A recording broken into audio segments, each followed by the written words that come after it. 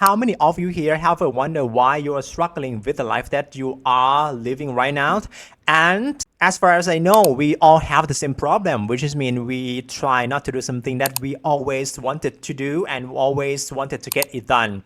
And the habits of these situations, we call this procrastination. In today's video, we are going to talk a little bit about that, and we are going to find out why these problems have so much influence on our life. Let's talk about that. It's me again, Bam speaking, but for this video, we are going to do this in English, and we are going to talk about procrastination. And what do I mean by procrastination? And what about you? What do you think about this word? What and how this word has influenced your life? Please leave the comment in the comment section. Okay, so let's talk about that. What do I mean by this procrastination?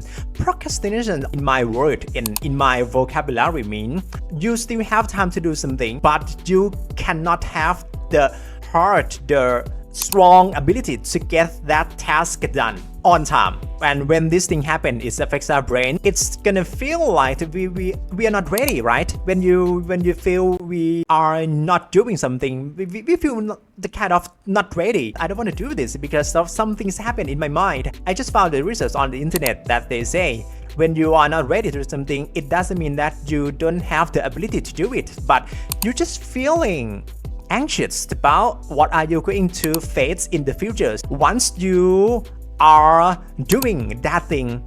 Actually, I think a couple years back I started searching about this because I have always been this kind of things for quite so long and try to figure it out how to deal with this problem. So I started searches and I found it researched.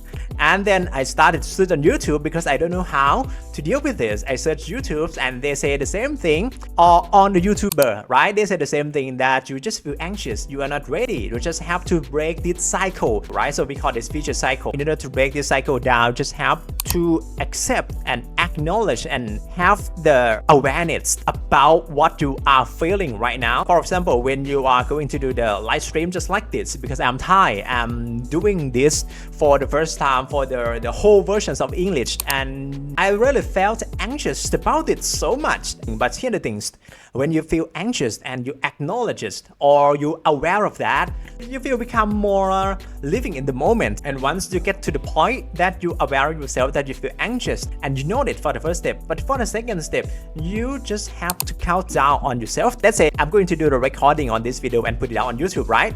And then I feel anxious, and then I feel anxious. I'm not going to do this no more because I feel anxious. I want to try something new to release all of my anxious out of my body. Just make me feel right at that time. But I have to break this kind of cycle and start doing my own channel, which is mean I have to record this, I have to get it done, and then started to count 5, 4, 3, 2, 1, and then go. And once you get to do that, you feel relieved. There's nothing that's gonna hurt us, because when we feel anxious, we think too much about other people's opinions or what they are going to say about me, why your accent of speaking English are going to be this way. Yes, I feel so much about that, but once we know this, because your brain are going to protect you whether you like it or not, try to save you as much as it could. Just have to do it over and over again. Just like that. This is something that I would like to share. When you are having the awareness of the anxious, you just do it anyway by start counting 5, 4, 3, 2, 1. Yeah, that's all I want to say. It's the same like when you are trying to speak English in front of the others, but